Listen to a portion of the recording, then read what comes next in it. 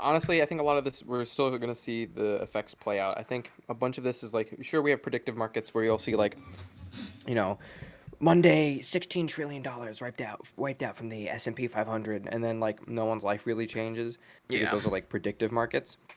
Mm-hmm. Or a lot of the valuations on that stuff, a lot of the air quotes money that exists there, exists solely as like, we think this company is worth this much, but that's not necessarily an effective assessment of like how people specifically are affected. With the closing of the like that, we probably won't feel the direct effects of probably until this summer.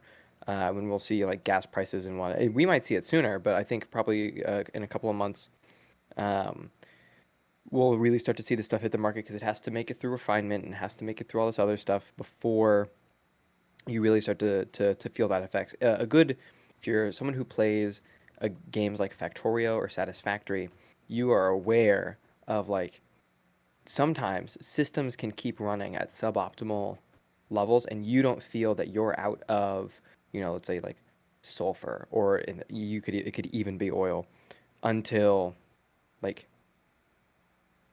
hey, the supply isn't high enough, but then you don't notice for like hours and hours and hours, and you're building all this other stuff, and you're building, and your life's moving on, and then suddenly, well, hey, I don't have enough steel plates. Where am I not making steel plates?